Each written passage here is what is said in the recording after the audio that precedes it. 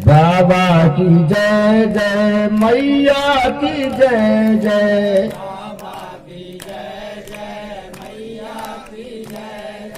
दाऊजू की जय जय, भैया की जय जय, बोलो राधा रमण हरि गोविंद जय जय,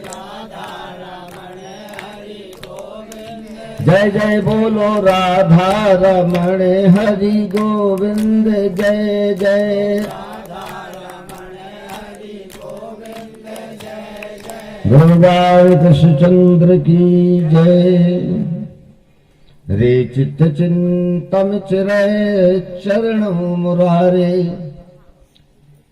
पारंग मिष्यति यशो भव सागरसो,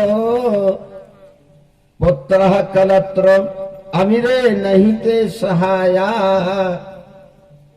सर्वं विलोकत सखे मृग तृष्णिकाभम।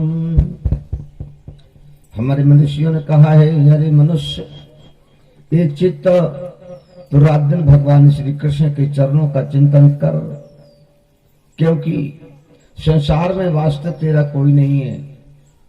तू जिनके लिए कमाता है, जिसके लिए परेशान होता है, वही बच्चे दो बात बोलते हैं। हर पिता के सामने दो बात बोलते होंगे। बच्चे आप लोग अनुभव करना, भागवत में कहा है बच्चे आजकल कुछ काम तो करते नहीं है, कुछ नहीं, पिता की कमाई पर घूम रहे हैं। और बूढ़े पिता से कहेंगे कि तुमने अपने जिंदगी में क्या किया। ये बात तो आजकल के बच्चे बोलेंगे कि तुमने किया क्या है, या अपनी भाषा में कि काय तुमने कहा करो। अब बेटा जी तो और करे कवाई पे या घुमा रहे, कुछ नहीं जानते। दूसरा ये बोलेंगे चुप रहो बैठो, तुम क्या जानो। मेरा विश्वास है कि जितने पिता होंगे उनमें कोई कहे या ना कहे, पर 90% पिताओं के सामने तो ये उलाहना जरूर होगा। गलती न बच्चों की है न पिताओं की है, ये युग का है। भागवत में लिखा युगोयम दारुणः कली, ये कलयुग ही ऐसा है, इस युग का प्रभाव है। और एक बात और बताएं, वर्षे वर्षे क्रमात् जाता दृश्यते नापि मंगलम।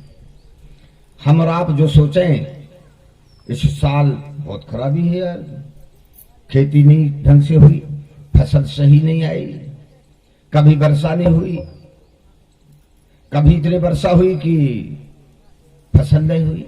नहीं, कल्पना करना बंद कर देना मेरे श्रोता बंधुओं। वर्षे वर्षे क्रमात् जाता, क्रम से जैसे वर्ष बीतते जाएंगे दृश्यते नापि मंगलम। जो हमने 50 साल पहले देखा था वो 20 साल पहले नहीं देखा, और जो 20 साल पहले देखा था वो 10 साल पहले नहीं देखा, और कहां तक कहूं जो पिछले साल देखा था वो इस साल नहीं देख रहे, और जो इस साल देख रहे वो आगे नहीं देखने मिलेगा।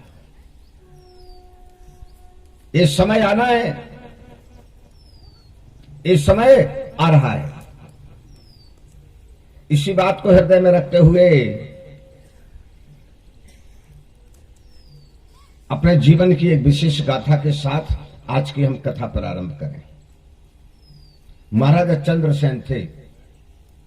महाराजा चंद्रसेन ये कहा करते थे कि मेरे समक्ष कोई बलवान नहीं है, मेरे को कभी बूढ़ा नहीं होना है, और ना मैं कभी हार पाऊंगा। कोई महात्मा जाए उससे क्या कहे, आप संत क्यों हो गए भाई? जब वो कहे कि गृहस्थाश्रम सबसे बड़ा, वाह, गृहस्थाश्रम जैसा आनंद नहीं कहीं। संत लोगों का ये वाक्य है, तो बे संतों से कहे तो फिर तुम बाबा काय हो गए, बड़ी जाल है। तो गृहस्थ में रहते। अब दूसरे संत पहुंचे, उन्होंने कहा अरे संत आश्रम से बड़ा कोई आश्रम नहीं। तो वो कहे तो महाराज जी फिर हमारे गृहस्थ वालों के पास क्यों आते हो? तो बड़ी समस्या में फंस गए संत जी। नारद जी पहुंचे, नारद जी ने क्या कहा, एक भोजपत्र मंगाया और एक तरफ लिखा और दूसरी तरफ लिखा और ताबीज में भर दिया। क्या कहा, जिस दिन समझो कि आज मेरे ऊपर सबसे बड़ा संकट का दिन है, उस समय ताबीज खोलना, नंबर 1 पेज पर देखना, तुम्हें मिल जाएगा। और जिस दिन ये सोचो कि आज मेरे जीवन का सबसे बड़ा आनंद का दिन है, ताबीज फिर खोलना, नंबर 2 पे देखना, मिल जाएगा। राजा ने कहा, जी बाबा हमको मूर्ख बना के चला गया। लेकिन वही हुआ। एक बड़े राजा ने चढ़ाई कर दी और राजा चंद्रसेन को परास्त कर दिया। जी घोड़े के ऊपर बैठ करके अपने प्राण बचाने के लिए जंगल में भागे। आज ना उनके साथ में महारानी है, ना उनके साथ में कोई लड़के हैं, ना उनके साथ में सेनापति है, ना उनके साथ में मंत्री है, ना उनके साथ में कोई सेना है, बिल्कुल अकेले। पहाड़ की चोटी चढ़ते हैं, सामने क्या देखा, बड़ी गहरी खाई है, अब जा तो नहीं सकते थे और पीछे दुश्मन के सैनिक लगे। महाराजा ने सोचा अब मौत निश्चित है, तो उन्होंने तत्काल गले की ताबीज निकाली और ताबीज निकाल करके उस भोजपत्र को निकाला, नंबर 1 को देखा। क्या लिखा था, यह भी बीत जाएगा। क्या लिखा था, यह भी बीत जाएगा, बीत जाएगा। अंग्रेजी में जो कहा गया है, जो दिस टू विल पास, ये भी बीत जाएगा। महाराजा ने घोड़े को धक्का मारा, घोड़ा जाकर खाई में गिर गया, अपन छिप गए एक सला के नीचे। दुश्मन के सैनिक आए, उनने घोड़े को मरा हुआ देखा। अरे बोले, जब घोड़ा मर गया तो राजा मर गया होगा, चलो लौट गए, प्राण बच गए। सज्जनों, महाराजा वहां से निकलते हैं, उन्होंने पुनः सेना तैयार की और अपने राज्य को जीत लिया। आज फिर से सिंहासन पर बैठने जा रहे हैं। देखो, जो चीज चली जाती है वो कभी लौटती नहीं। यदि जो चीज चली जाए और लौट जाए, वो बड़ा भारी भाग्यवान है। गई बहुत गरीब निवाज। महाराजा का राज्य लौट आया। उन्हें फिर से ताबीज खोली, भोजपत्र पर दूसरे नंबर का देखा, उसमें भी लिखा था ये भी बीत जाएगा। ये भी बीत जाएगा। तब ने ध्यान लगाया, हाँ सही बात है, जवानी बीत गई, बचपना बीत गया, अब तुम चाहो कि हम फिर से बच्चे बनकर खेलने लगे, नहीं मिलेगा। बुढ़ापा वो है जब आता है तो जाता नहीं है, फिर केवल यादें रहती हैं। हम बच्चे थे तब कूदते थे, हमें ऐसा करते थे, हम ऐसा करते थे। कहता भर है आदमी, कर नहीं पाता, ताकत नहीं रहती। महाराज ने सब कुछ छोड़ दिया, सन्यासी हो गए और भगवान का भजन करने लगे और अंत में भागवत की कथा सुनने के लिए उपस्थित हो गए। और उनने बताया सबको कि गुरुदेव, हमारे जीवन का ये अनुभव है, ये भी बीत जाएगा। हमारा एक सूत्र हृदय में रखें कि जो दिन निकलते जा रहे हैं वे मिलना नहीं है, ये भी बीत जाएगा। हाँ, बस भगवान सुखदेव जी ने कहा, राजन इस कथा को श्रवण करो और पूछो कि आज तुम्हें कथा में क्या सुनना है। एक बात, हमारे विद्वान बंधु बैठे हैं, भागवत की मैं रिसर्च बोल रहा हूं। श्रीमद् भागवत महापुराण में 84 प्रश्न है, 84। सुखदेव जी से महाराजा परीक्षित ने 84 प्रश्न किए और 84 प्रश्नों के उत्तर भगवान सुखदेव जी ने दिए। 84 लाख योनि होती है, एक एक योनि का एक एक प्रश्न है। मैं प्रश्न नंबर 37वां, आइए प्रश्न नंबर 37वां। भगवान श्री सुखदेव जी से महाराज परीक्षित हाथ जोड़ते हैं, बच्चे भगवान, आपने राजाओं की कथा सुनाई, महाराजाओं की कथा सुनाई, मैंने सुनी। क्या भगवान के दर्शन केवल मनुष्यों के हुए हैं? क्या भगवान का भजन केवल मनुष्यों ने किया है? क्या भगवान का पूजन केवल मनुष्य ने किया है। क्या मनुष्य के यहां पर भगवान गए हैं और किसी के यहां नहीं गए? सुखदेव जी हंसे और सुखदेव जी ने कहा, राजन, परमात्मा सबके पास गए, परमात्मा ने सबको सम्मान दिया। सबसे पहले शुकर अवतार धारण करके पृथ्वी के ऊपर रहने वाले प्राणियों के मन के मैल को हटाया। पहला अवतार शुकर का है, फिर हंस का अवतार धारण किया, फिर हयग्रीव का अवतार धारण किया, फिर मछली बन करके आए, फिर कच्छप बन करके आए। हाँ, पशुओं में पक्षियों में सब में अवतार लिया। परमात्मा किसी के साथ द्वेष नहीं करते, ध्यान रखना। नहीं, सब बराबर है। जो प्रेम से उसका भजन करेगा भगवान उन्हें मिलेंगे। अरे वृक्षों को भगवान मिले, भगवान ने वृक्षों को उतार दिया ना। आप लोगों ने भागवत में सुना, मैं सुना पाऊं, हो सकता ना भी सुना पाऊं। भगवान ने नलकूबर का उद्धार किया था। नलकूबर क्या थे? यमला अर्जुन। नल बने थे इमली का वृक्ष और अर्जुन कहते हैं कोहा को, कुबल बना था अर्जुन कोहा, उनको तारा। सबको देखा। अच्छा सुनो, आज मैं तुम्हें पूरी कथा बता देता हूं ताकि तुम्हारी समझ में आ जाए। भगवान ब्रह्मा जी ने सृष्टि की रचना की। भगवान ब्रह्मा जी ने एक ब्राह्मण पुत्र को उत्पन्न किया जिनका नाम था कश्यप। और समय जो महाराजा दक्ष थे, वो प्रजापति थे, उनके यहां पर 60 कन्याओं का जन्म हुआ। 60 कन्याओं में एक सती थी जो भगवान शंकर को ब्याही गई थी, और 13 पत्नियां कश्यप को ब्याहेंगी। 13 पुत्री तो 13 पत्नियां कश्यप की। पहली पत्नी का नाम था अदिति, जिनके हुए देवता, आज सवेरे तुम्हें पाठ में समझाया ना। हाँ।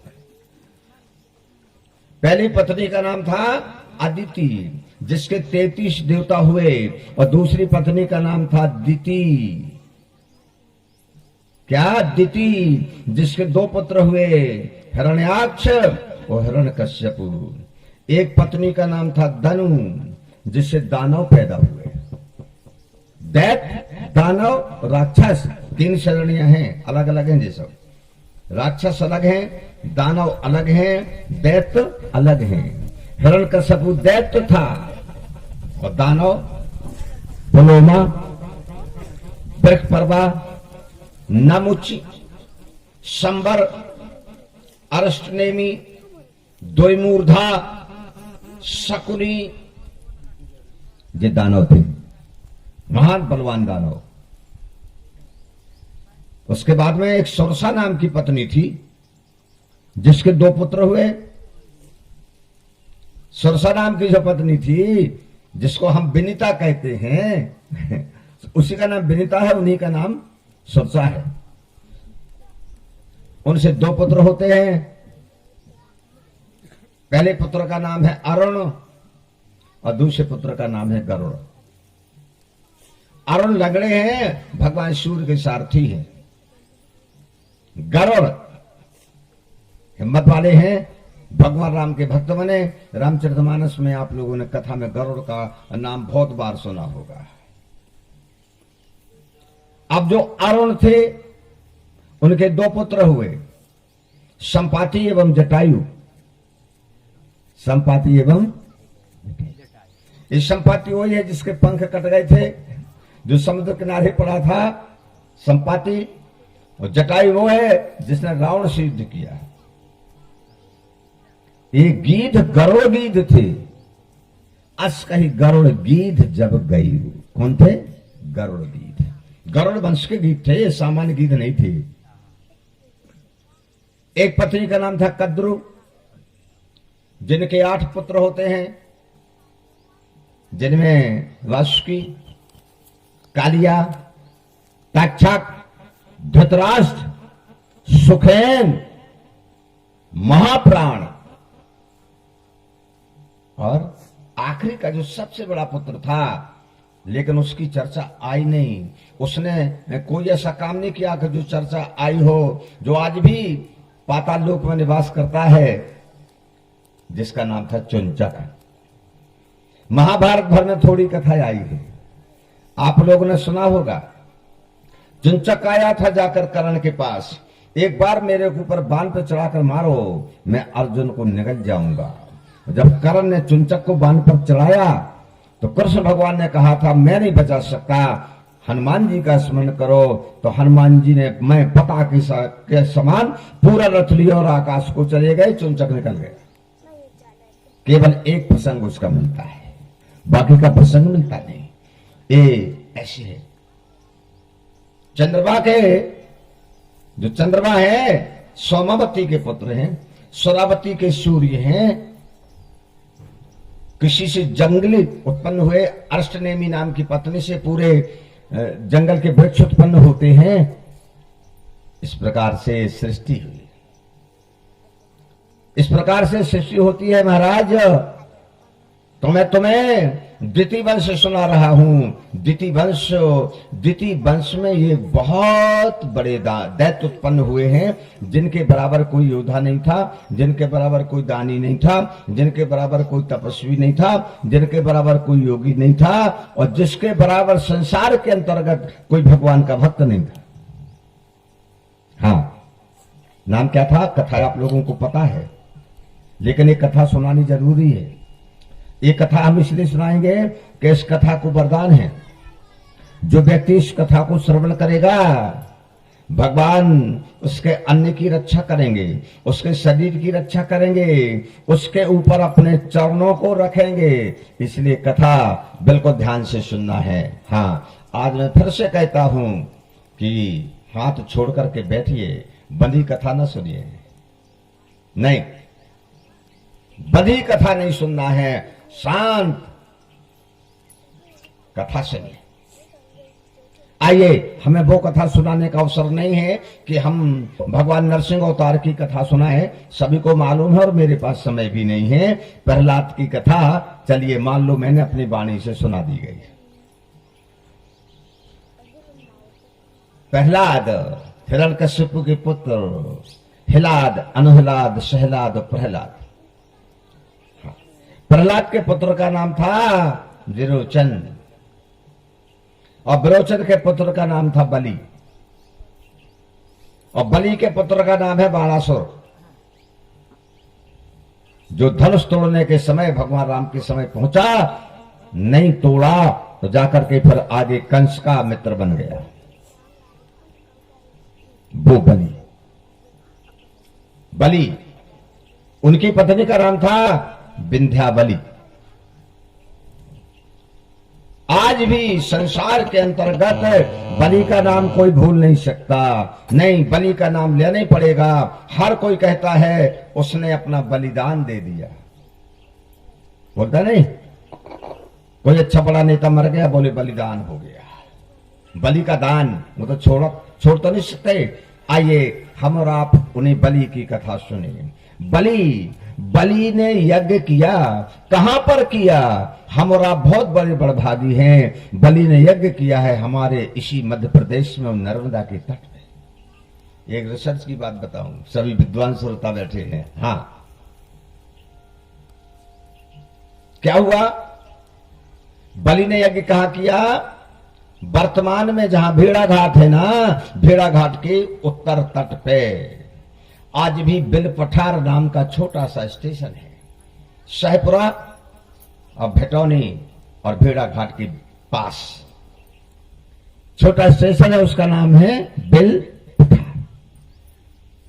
वो मैदान आज है जहां पर बलि ने यज्ञ किया, वो मैदान आज है जहां पर भगवान वामन का अवतार हुआ। आज भी वहां पर यदि कोई कहीं गड्ढे खोदता है तो बहुत लंबी चौड़ी बेदी निकलती है और उसमें उस समय की भस्म भी निकलती है। ये मैं गर्व से कहता हूं, ये चरित्र हमारे यहां हुआ। और इसमें एक रहस्य की बात और है भागवत के अंतर्गत, आज मन में आ गया, रिसर्च है तो बता दो ना, हम भी नहीं सुना पाते कभी कभार। अनंत कथाएं हैं, पर मैंने जो बोला अपने श्रोताओं के बीच में मैं थोड़ी रिसर्च बोल रहा हूं, वो ध्यान में रखिएगा। भृगु जी का आश्रम था नर्मदा के दक्षिण में, वो यज्ञ हो रहा था नर्मदा के उत्तर में। ठीक है ना। अब तुम लोग तो परिक्रमावासी हो, कोई परिक्रमावासी, कोई संत सन्यासी नर्मदा को लांघता नहीं है। नहीं, नर्मदा जी की परिक्रमा करता है, नर्मदा जी को लांघता नहीं है। नहीं, जाएगा तो पूरी परिक्रमा करेगा, ऐसा विधान हमारे शास्त्रों का है। भगवान राम भी गए वनवास को, भगवान राम भी गए तो उन्होंने नर्मदा को लांघा नहीं है, नर्मदा की परिक्रमा की है। कहां से भगवान, कहां से आए? हाँ, दमयंतीपुरम से ही लेता हूं, आगे तो नहीं लेता। भगवान श्री राम दमोह आए, ये यही तो जगह है आने की। हाँ, यहां से आगे जाते पद्म सरोवर मिला। पद्म सरोवर को सुन लेना बड़े ध्यान से। जहां पर जबेरा गांव बसा, ये बड़े 27-28 गांव जहां बसे हैं, चारों तरफ पहाड़ की दीवार उठी है, इसी का नाम था पद्म सरोवर। और इसी के पूरब कोण पे है सिंगोरगढ़। हाँ, यहाँ के बाजू से भगवान होते होते जाबाली नगरम, जाबाली नगर यानी जबलपुर, जाबाली भगवान श्री राम की सभा के मंत्री थे। वाल्मीकि जाबाल आये मुनिवर निकर सब कादि तपसाल, पढ़ा है तुम लोगों ने रामायण में। वो जाबाली, उनका स्थान है जबलपुर में। आज वर्तमान में गुप्तेश्वर मंदिर जहां है वो जाबाली का है। हाँ, यहां से परिक्रमा करते हुए सीधी पहुंचे माई की बगिया, वहां से घूमते हुए आए। आगे आप उस तरफ पहुंचेंगे तो मंडला क्षेत्र है। मंडला के पास एक अंजनिया गांव है, वहां के पहाड़ पर सीता जी चढ़ रही थी तो पांव फिसल गया। वो चट्टान आज है जहां सीता जी का पांव फिसला, और उसका स्थान का नाम है सीता रपटन। हम देख के आए हैं, सीता जी का पांव फिसला है पत्थर के ऊपर से, वो चिन्ह बना, आज भी बना। ऐसे भगवान निकल गए। मेरे कहने का मतलब वो कि उन्हें नर्मदा नहीं लांघी। अब भृगु जी को बलि यज्ञ में लाना चाहते थे। क्यों? भृगुवंशी शुक्राचार्य, शुक्राचार्य कौन है? भृगु के वंशी हैं। सुन लीजिए, भृगु के पुत्र का नाम है कवि, और कवि के पुत्र का नाम है शुक्राचार्य। शुक्राचार्य दैत्य दानवों के गुरु हैं, और शुक्राचार्य के पुत्र का नाम है जमदग्नि, और जमदग्नि के पुत्र हुए भगवान परशुराम, इसलिए भार्गव कहलाए। लक्ष्मण जी ने कहा कि भृगु सुत समुझ जनेऊ बिलो की, मैं तुम्हें भृगु का पुत्र समझ करके हाँ छोड़ रहा हूं। तब भृगु जी का आश्रम कहां था? उस पार, और नर्मदा जी बह रही थी बीच में। सन्यासी नर्मदा जी को लांघता नहीं है। नहीं, बलि ने जाकर के प्रार्थना की, गुरुदेव आपको मेरे यज्ञ में आना है। बोले कब आना है? बोले प्रभु परसों से तो मुहूर्त है। बोले नहीं आ पाऊंगा। यदि कम से कम 3 माह का मुहूर्त होता तो मैं परिक्रमा करके आ जाता, मैं आ नहीं सकता। बलि हाथ जोड़ के खड़े हो गए, बोले गुरुदेव आप नहीं आएंगे तो यज्ञ नहीं होगा, आपको तो आना ही पड़ेगा।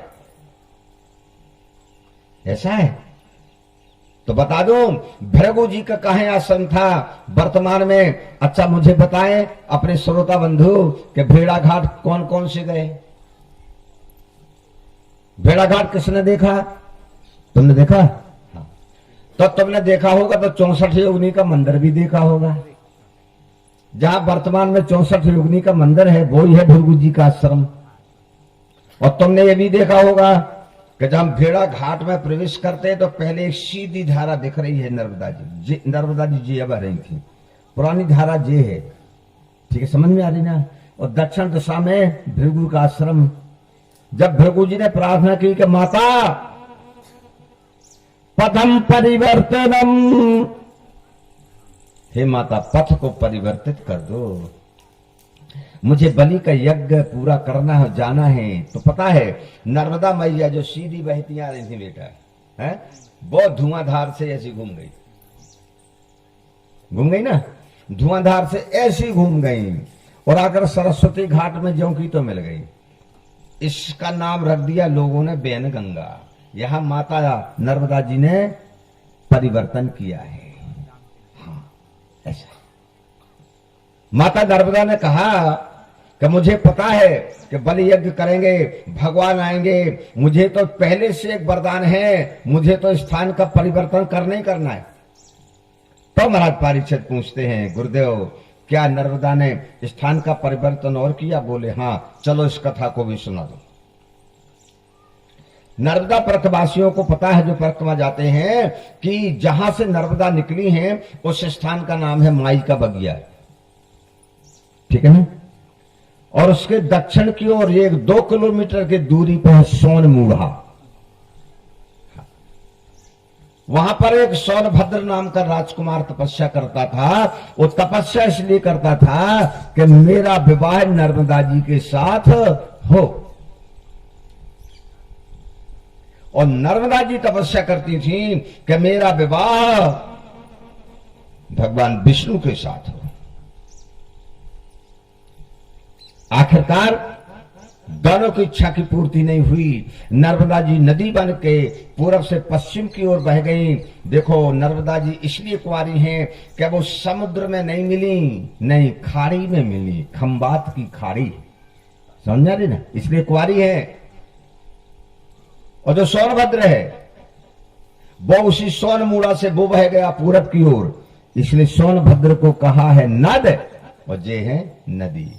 पर भगवान शंकर ने वरदान दिया, देवी मैं तुम्हें वरदान देता हूं कि कलयुग के 5000 वर्ष बीतने के बाद तुम दोनों का एक अंश में मिलन होगा। अब बताओ, ये वरदान है, एक अंश में मिलन होगा। अब जो पूरब से पश्चिम बह रही हो और जो पश्चिम से पूरब बह रही हो, अब बताओ मिलन कैसे होगा? ऋषि का वाक्य पूरा कैसे हो गया? एक बार जब बरगी बात बन रहा था, 250 लोगों ने एक साथ जब हमारी दीक्षा ली वहां के सबने, तो वहां के चीफ थे सूर्यवंशी। हमने उनसे कहा कि आपने तो हमारे कथाओं को पूरा कर दिया, हमारी कथा का प्रसंग पूरा कर दिया। बोले कैसे? हमने कहा कि देखो, ऐसा वरदान है कि 5000 वर्ष के बाद सोनभद्र नर्मदा का जल एक होगा, एक अंश में। वो आपने मिला दिया। उनकी समझ में नहीं आई। बोले मेरे को समझ में नहीं आई बात। अच्छा, हमने कहा ये बताओ, नर्मदा पे बांध बना, उसका नाम है बरगी बांध, ठीक है ना? तो बरगी बांध की दाई नहर, बहुत गौर से समझेंगे, समझ रहे हैं, मैं जानता हूं एक एक बात आप समझ रहे हैं। बरगी बांध की दाई नहर, ठीक है ना? और सोनभद्र पर बांध दिया जिसका नाम है बाण सागर, उसी के किनारे तो मेरा आश्रम है। हाँ, बाण सागर की बाई नहर, दोनों का पानी उनने चचाई जलप्रपात में मिला दिया। कहां मिला दिया? चचाई जलप्रपात में। वहां गंगा का और नर्मदा का और सोनभद्र का पानी मिल गए ना। बोलो, हमारे ग्रंथ की बात लोग कहते हैं जो अंग्रेजी वरेज पढ़ने वाले, क्या वो तो किसाए हैं, कपोल कल्पित हैं। हम कहते अरे मूर्खो, हमसे ही सीखा तुमने, हमें बता रहे हो। आज मिल गए, पूरे वैज्ञानिक चकाचौंध है। बोले गुरुजी हमें तो आपकी कथा मालूम नहीं थी, हम लोगों ने तो अपना नक्शा डाले मिला दिया। हमने तो, यही तो होता है, भगवान के बीच में मनुष्य कर्म करता, उसे पता थोड़ी होता है। यही तो भगवान की इच्छा है। ये हुआ। आइए, नर्मदा जी धुआंधार से घूम गई। भृगु जी बलि के यज्ञ में सम्मिलित हो गए। यज्ञ प्रारंभ हो गया। यज्ञ कब हुआ? स्थान तो आप लोगों ने सुन लिया कि बलि के यज्ञ कहां है वर्तमान में, जहां पर बिलपठार है, वहां पर यज्ञ प्रारंभ होगा। कहा गया शास्त्रों में, यज्ञ में अभिमान नहीं करना चाहिए व्यक्ति को।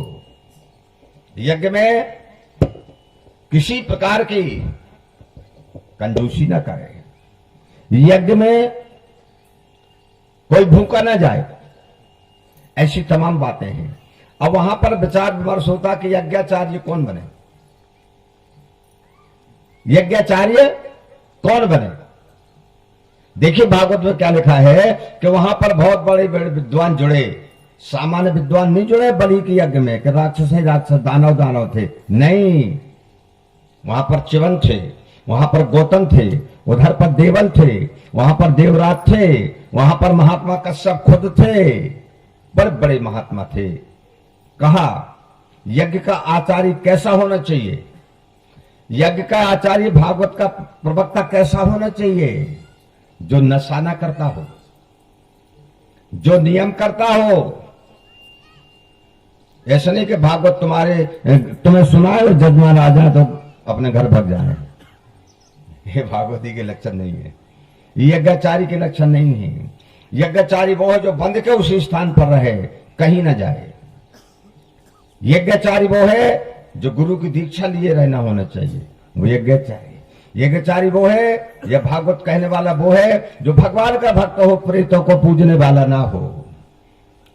एक बात और कड़वी है, मैं तो भागवत सुना रहा हूं, किसी की निंदा नहीं करता, ये नहीं समझना मैं किसी की निंदा कर रहा हूं, नहीं। यज्ञाचार्य भागवताचार्य वो होना चाहिए जो बैरागी हो, जो संत हो।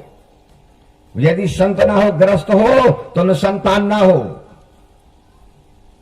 वो गद्दी पे भागवत सुनाने का अधिकारी है, यज्ञाचारी बनने का अधिकारी है। अन्यथा ब्रह्मो समः गुरु, अन्यथा वो ब्रह्मा के समान गुरु क्यों ना हो। हाँ, गंधर्व समः ज्ञाता, गंधर्व के समान गाने वाला क्यों ना हो, गद्दी का अधिकारी नहीं हो सकता। अब चुनाव होता है तो भृगु जी को चुना गया, भृगु जी आचार्य बने। यज्ञ प्रारंभ होने वाला था तो देवता घबरा गए, देवताओं ने आपस में विचार विमर्श किया, आकर के अपनी माता जी के पास पहुंचे। माता, यदि बलि का यज्ञ समाप्त हो जाएगा तब वो हमें हटा देगा, इंद्रासन पे बैठ जाएगा, क्योंकि इंद्रासन पे कोई देवता नहीं बैठता भैया, ध्यान में रखना। इंद्रासन पे कोई देवता नहीं बैठता, इंद्रासन पर हमारे पृथ्वी का कोई बड़ा तपस्वी ही इंद्र बन के बैठता है। इंद्र तो एक पदवी का नाम है, इंद्र कोई व्यक्ति का नाम नहीं है। वहां हमारी पृथ्वी के लोग बैठते हैं। आप कहेंगे दद्दा क्या सुना रहे हो। हाँ, हरिश्चंद्र के 99 यज्ञ हो गए थे, तब तो इंद्र ने सोचा कि 100वां हो गया तो जो हमारी सिंहासन छुड़ा लेगा, तो विश्वामित्र से मिलकर के यज्ञ का विध्वंस करने का काम किया था।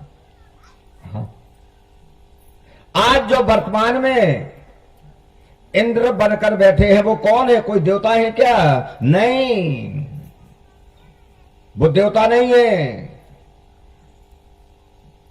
वो चंद्रवंशी राजा हैं हमारे यहां के। नाम क्या है उनका? हाँ, आप लोग रामायण पढ़ते हैं, उनका नाम है पुरंदर। क्या नाम है? आज पुरंदर सन को नहीं। चौपाई आई ना, जब भगवान के दर्शन कर रहे हैं तो सब जने कह रहे हैं आज पुरंदर के समान कोई नहीं है जो 1000 नेत्रों से भगवान के दर्शन कर रहे हैं। वो पुरंदर इंद्र बने बैठे। इंद्र वर्तमान के जो है वो पुरंदर हैं। तब तो महाराज दशरथ जी जब जाते थे तो आगे जाकर के अगवानी करते थे और अपने आदि सिंहासन पर बैठालते थे। हाँ, ये हमारे भारतवर्ष की तपस्वियों का प्रताप है। इंद्र जाकर चरणों में कहते, बोले मां इंद्रासन हमारी गई, अब तो हमें बचाओ। तो माता अदिति ने फिर एक व्रत किया, पुंसवन। आज मैं गद्दी से पुंसवन व्रत को बता रहा हूं। अब जो ना माने उसके लिए तो हम कुछ नहीं कर सकते भाई, जो ना माने उसके लिए तो नहीं कैसे। यदि कोई मानने वाला हो और निसंतान हो तो मैं गारंटी से बोलता हूं कि इस व्रत के करने से भगवान को संतान देनी पड़ेगी। कहीं भाग में लिखा नहीं मिलेगा तो उन्हें खुद आना पड़ेगा, पर संतान देनी पड़ेगी, गारंटी है। मैं नहीं ले रहा गारंटी, सुखदेव जी ले रहे सुखदेव जी ले रहे। जिसके यहां संतान नहीं होती हो, फाल्गुन श्यामले, वो फागुन के महीने में, फागुन के महीने में रजत सुला से निवृत्त होने के बाद और क्रोधाहरण मूर्तिया, जहां पर जंगल के सुअर ने मिट्टी को खोदा हो, वो मिट्टी ला करके अपने को स्नान करे, फिर व्रत करे, एक मंत्र है इसका जप करे, ओम नमः विष्णवे नारायणाय पुंसावृत स्वामिना पुत्रम देहि पुत्रम देहि पुत्रम देहि ममाक्षा पूर्णम कुरु। ओम इस मंत्र का जप करे गारंटी से। यदि कोई बीमारी भी होगी, मैं आप सबके बीच में अपनी चर्चा करूं, इस मंत्र को भारतवर्ष में किया है मेरे कहने पर महिलाओं ने। डॉक्टर कहते थे से हो नहीं सकती संतान, क्यों नहीं हो सकती? बोले इधर रजस्वला होने का फूल ही नहीं है। जब रजस्वला ही नहीं होगी तो संतान कहां से होगी? लेकिन आज उसके यहाँ बच्चे खेल रहे हैं, गारंटी से बच्चे खेल रहे हैं। आप जाकर के पता कर लेना, छतरपुर के पास एक खोप नाम का गांव है, वहां पर ठाकुर देवी सिंह के यहाँ बच्चा खेल रहा है। होशंगाबाद में एक हरी नाम का लड़का है। डॉक्टर ने बोल दिया था इसकी पत्नी को फूल ही नहीं है। आज वो लड़के का फोन आया था, गुरुजी कृपा करना, जब से हम पहुंच गए। बोले क्यों? बोले गुरुजी बीए की परीक्षा दे रहा हूं। मैंने कहा धत तेरे की रे, हमारी तेरा जन्म हुआ और तू बीए की परीक्षा दे रहा, हमने देखा ही नहीं अभी। ये ज्ञानी महाराज का पावर नहीं है, ये हमारी भागवत का पावर है। मैं गारंटी देता हूं, व्रत करे, केवल खीर का भक्षण करे, केवल बछड़े वाली गाय का दूध है, खीर बनाकर एक माह व्रत करे, पृथ्वी पर शयन करे, किसी को गाली ना दे, किसी की निंदा ना करे। व्रत करने में यदि तुम किसी को गाली देते हो, किसी की निंदा करते हो, तो व्रत सफल नहीं होता। हम आजकल, और आप भी कहीं कहीं सुनते हैं, आजकल की हमारी बेटियां बहुएं और कहती है वहां से फिर कछु के वाने लगिए, ले जधरी वहां से अपवास से कमाने लगे, तुम्हारी व्रत का फल क्या मिला? नहीं नहीं नहीं नहीं नहीं नहीं, क्रोध बिल्कुल नहीं, किसी का दिल नहीं दुखाना, किसी को गाली नहीं देना, बिल्कुल नहीं। एक माह के व्रत के बाद भगवान को प्रसन्न क्या कहे, प्रभु तुम ही मेरे पति हो। वास्तव में परमात्मा ही तो पति है, तुम ही मेरे पति हो, तुम ही मेरे सब कुछ हो। हे प्रभु मुझे पुत्र दो, गारंटी से पुत्र होगा। ये मैं गद्दी से कहता हूं, 20 साल बाद लौट रहा हूं, लेकिन गद्दी से बोलता हूं, गारंटी है। यदि कोई ऐसी माता बहना हो तो करके देख ले। किया अदिति ने पुष्पन व्रत, हाँ आ गए भगवान, बोले बामन भगवान की जय। को आ गए बामन, ब्राह्मण नहीं। भगवान ने ब्राह्मण वंश में तो उतार लिया, पर ब्राह्मण नहीं है, सीधा नाम आता वामन। वामन क्यों कहा? नारद जी ने एक बार पूछा, प्रभु आपने वामन अवतार क्यों लिया? वामन अर्थात बिल्कुल छोटा अवतार क्यों लिया? तो वे कहते हैं मांगना न भला होत और मांगना है खोटा, इसलिए अवतार लिया है मैंने 52 अंगुल का छोटा। मांगना अच्छा नहीं होता, जब तक आदमी मांगता नहीं है उसका सम्मान रहता है। जो है किसी के सामने हाथ पसारने चला जाता है ना, उसका सम्मान कम जाता है। और मुझे मांगने के लिए जाना है, इसलिए मैंने 52 अंगुल का, 52 लगाओ गिनती, नाप लेना कितने बड़े थे। हाँ, सभी देवताओं ने आकर के सब कुछ प्रदान किया। समुद्र ने भी दिया, इंद्र ने भी दिया, देवियों ने भी दिया। भिक्षाम देही, भिक्षा पात्र में भिक्षा डालने वाली कौन थी? अंबिका उमा, साक्षात माता पार्वती ने भिक्षा डाली। तेज आकाश ने छत्र दिया, वरुण ने कमंडल दिया, पृथ्वी ने खड़ाऊ दे दी, खड़ाऊ पहन करके चट चट चट कमंडल लटका करके छत्ता लगा करके छत्ता सामने किए थे। वो भाई छत्ता क्यों किए थे सामने? छत्ता करने का मतलब सामना करने का कारण क्या था? वो छत्ते के कारण अपने हृदय पर देखने वाली भृगु लता को छिपाए थे, ये ना दिख जाए, नहीं तो हर कोई समझ जाएगा कि ये तो भगवान हैं। क्यों भगवान के जितने अवतार होंगे कोई कोई रूप बदल दें, राम बन जाए, कृष्ण बन जाए, जो बनना हो बन जाए, पर भृगुलता नहीं त्याग सकते। नहीं, ये बड़ी पहचान है। चट चट चट चट चट। आज भी तो जगह है जहां से भगवान ने प्रवेश किया था। हाँ, आज भी एक बड़ा खेत है, बहुत बड़ा खेत। अब आजकल खेत हो गया, उस समय बने होंगे दरवाजे अच्छी प्रकार के। वो खेत का नाम आज भी है बामन प्रवेश द्वार। हम जब कथा करने गए और वहां का परीक्षण करने गए तो एक जने बोले, गुरुजी बामन का प्रवेश द्वार भी है। तो हम गए देखने, खेत है तो कुछ नहीं है, लेकिन उस समय रहा होगा जहां से बामन भगवान ने उस यज्ञशाला में प्रवेश किया था। प्रवेश करते हैं। नरकासुर नाम का दैत्य आता है। नरकासुर नाम के दैत्य ने कहा, भो विप्रन, ये ब्राह्मण के बालक बड़े सुंदर देखने में लगते हो, जरा अपने मुंह तो दिखाओ। भगवान मीठी भाषा में कहते, नहीं नहीं नहीं, ब्राह्मणों को अपना मुंह नहीं दिखाना चाहिए, ब्राह्मणों के तो चरणों को देखो।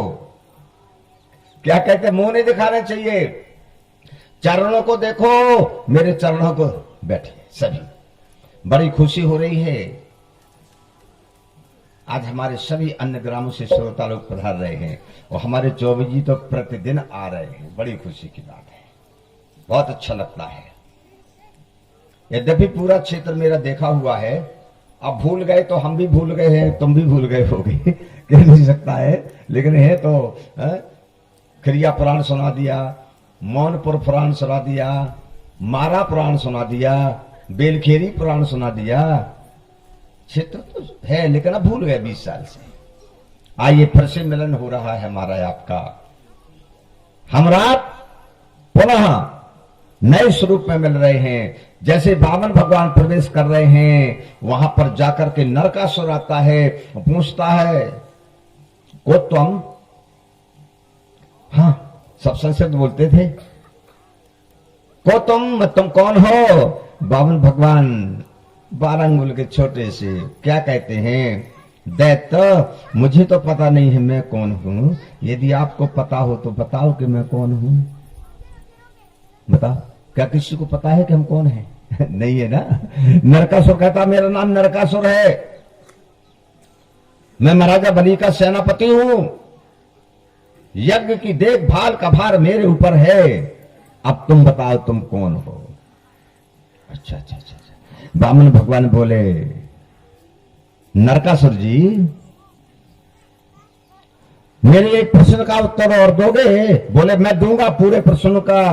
बोले, तो बताओ, जब आपके माता पिता का विवाह हो रहा था तब आप कहां थे? आप सोचो भैया, क्या कोई बता पाएगा कि हमारे माता पिता का विवाह हो रहा था तब हम कहां थे? है हमें पता? किसी को नहीं है। सुन नरकासुर चुप। अरे बोले, प्रसंग छोड़ो, यहां पर कोई शास्त्रार्थ नहीं हो रहा है, ये बताओ किस लिए आए? बाबा भगवान से अब बोले, अच्छा अच्छा अच्छा ठीक है, जाकर के अपने महाराज के को सूचित करो कि आपकी यज्ञशाला में कुछ मांगने की इच्छा से एक ब्राह्मण कुमार पधारे हैं। नरकासुर जाकर बलि से कहता है, महाराज बलि की जय हो, आज अपने यहां पर एक ब्राह्मण बालक पधारे हैं। कितने हैं वो? बोले, देखने में तो बिल्कुल छोटे हैं। अरे ब्राह्मण बालक और इतने छोटे? आदमी के बालक को तो 10-15 साल तक चलते नहीं बनता ढंग से, वो हमारी यज्ञ में मांगने आ गए। पूछ के आओ क्या चाहना है। बोले, प्रभु आपको ही बुला रहे हैं। वो क्या कहते हैं, मैं सामान्य व्यक्तियों से बात करने नहीं आया, मैं महाराजा बलि से बात करने आया। महाराजा बलि, दानवेंद्र बलि यज्ञशाला में बैठे थे, उसी रूप में गए। किस रूप में पहुंचे? जरा देखिए, बलि किस रूप में पहुंचे। यज्ञ में जैसा जजमान बैठता है, जनेऊ पड़ा हुआ है, पीतांबर धारण किए हुए हैं, सर पर पीतांबर बंधा हुआ है। आज युद्ध थोड़ी हो रहा था ना, यज्ञ हो रहा था। पीतांबर सिर पे बंधा हुआ है, हाथ में रक्षा सूत्र बंधा हुआ है, अंगुलियों में पवित्री धारण किए हुए हैं, एक हाथ में कुशा लिए हुए हैं। वैसे ही वेदी से उठ के आ गए। शुक्राचार्य से पूछा, गुरुदेव में जाऊं? शुक्राचार्य बोली कि ना जाओ तो अच्छा है। बोले गुरुदेव जाना तो पड़ेगा, जाओ, लेकिन सावधानी से जाना। जाओ, मैं दान देने से अभी फिलहाल नहीं रोक रहा हूं। हाँ जाओ, मुझे कुछ संदेह है, मुझे कुछ संदेह है। बोले गुरुदेव क्या संदेह है? बोले वली, तुमने ये नहीं देखा कि बादलों ने अपने ऊपर अपने आप से छाया क्यों कर ली? बताओ, बादलों ने पूरी यज्ञ मंडप पर छाया की है, बाहर तो बादलों की छाया है ही नहीं। कारण तो कुछ ना कुछ है। हाँ, बोले देखो मंद मंद जल की धारा गिर रही है, कारण तो कुछ है। हाँ, बोले शीतल मंद सुगंध वायु चल रही है, कारण तो कुछ है। इतना कह रहे थे जितना में आकाश से एक फूल गिरा सामने, एक फूल उठाया। बोले इस फूल को देखो, पहचानते हो जी कौन सा फूल है? नहीं पहचानता प्रभु। बोले ये नंदन बन के कल्प वृक्ष का फूल है। कल्प वृक्ष का फूल जहां पर गिरे तो समझ लेना कोई न कोई तो है, माने यहां कहीं भगवान है। यदि तुम जंगल में जाओ और जंगल के पशु भागते हुए दिखें अपने आप, तो समझ लो शेर कहीं ना कहीं तो है। हाँ पक्का है। यदि चूहे भागकर बिल में जाते हुए दिखे तो जान लेना चाहिए कि बिल्ली इधर कहीं ना कहीं तो है। हमें पता नहीं है तो क्या हो गया? शुक्राचार्य कहते बेटा सावधानी से जाना, मुझे संदेह हो रहा है। इस सगुन बता रहे हैं कि वो बामन के रूप में कहीं देवताओं के प्यारे भगवान तो नहीं आ गए। बलि ने हंस करके गुरुदेव, आदमी को जो नजर में रहता है उसको वही वही दिखता है। आपकी नजर में देवताओं से डर है, इसलिए आपको भगवान ही भगवान दिखते हैं। और भगवान भी होंगे तो मेरा भाग खुल गया गुरुदेव, मुझे डर नहीं है। आकर बलि ने प्रणाम किया। बोले ब्राह्मण, मुझे अपने मुखारबिंद के दर्शन तो कराओ। वामन भगवान बोलते हैं, दानवेंद्र बलि, ब्राह्मणों के चरणों के दर्शन करना ही ठीक होता है, नहीं मुंह के दर्शन नहीं करना चाहिए। अच्छा अच्छा अच्छा अच्छा। और जो मैंने बात बताई कि मुंह के ऊपर से छत्ता क्यों नहीं हटा रहे थे, इसलिए नहीं हटा रहे थे कि वो हृदय पर तो भृगुलता थी। सुखदेव जी ने कहा, राजन बलि पूछते हैं, थोड़ा अभिमान थोड़ा गर्व है, किस कारण से आगमन हुआ? वामन भगवान बोले, मेरे माता है, मेरे पिता है, लेकिन स्वयं मेरे पास तपस्या करने के लिए जगह नहीं है। मैं 3 पद भूमि मांगने आया हूं। मेरे श्रोता बंधु, इसके ऊपर गौर करना है। हम गलत अर्थ ना निकालें, उन्हें गलत अर्थ सुने, उन्हें आज के बाद गलत अर्थ सुनना टोक देना। भगवान ने 3 पद भूमि मांगी है, 3 डग नहीं। त्रय पदम, डग नहीं, पद। तो 3 तो पद होता ही है ब्रह्मा विष्णु महेश के, आकाश पाताल पृथ्वी, 3 तो हैं ही। यही तो 3 पद हैं। तो बलि भी नहीं समझ पाया 3 पद को। वो कहता, क्या ब्राह्मण बालक, अरे विवाह करवाना हो तो कहीं की सुंदर लड़की के साथ विवाह करवा दूं, कहो कितने घोड़े दे दूं, कितने हाथी दे दूं, कहीं की जागीर दे दूं। क्या आपको तो मांगने में शर्म आई नहीं, लेकिन मुझे देने में शर्म जरूर लगती है। वामन भगवान बोले, नहीं, अहम विप्रा संतोष हृदय, मैं ब्राह्मण हूं, मेरा हृदय संतोष है। तेरे पद से ज्यादा मैं फिलहाल कुछ नहीं लेना चाहता। मुझे 3 पद दे दो, मुझे 3 पद। ठीक है, चलो मैंने दिए 3 पद पर थी, नापो जहां से नापना हो, कहो तो मैं नाप दूं या किसी अपने दानों से नपवा दूं। तुम्हारे पांव में तो कुछ है ही नहीं, 3 पद में तो कुछ आने जाने वाला नहीं है, नपवा दूं? बोले नहीं, नापूंगा तुम्हें अपने ही पांव से, नापूंगा तो अपने ही पांव से,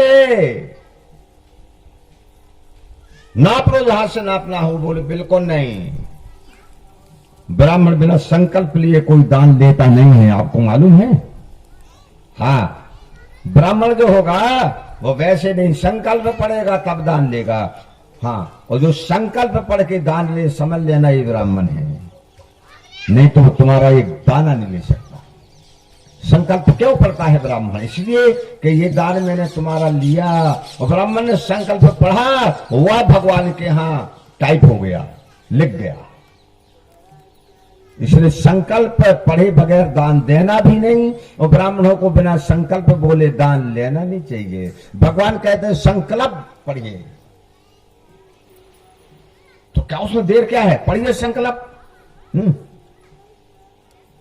भगवान ने कुसा निकाला, बलि के हाथ पर रख दिया। भगवान ने चावल निकाले, बलि के हाथ पर रख दिए। सज्जनों, जैसे पता चला तो शुक्राचार्य आसन से उठते हैं। सुनिए फिर से कथा, तो आप सबको मालूम ही है, लेकिन रात समय सुनते जाइए। शुक्राचार्य उठते हैं और बलि से कहते, रुको रुको रुको, दान मत दो। भैया, जो दान देने से रोकता है उसको बहुत बड़ा पाप लगता है। हाँ, जो किसी की वस्तु का हरण कर लेता है और देता नहीं है, उसे बड़ा पाप लगता है। यदि किसी गांव में भगवान का मंदिर है और उसने जमीन हरण कर ली है, भगवान का मंदिर खंडन हो रहा है, महान पाप लगेगा। क्या लगेगा? खस्सी बस्त्री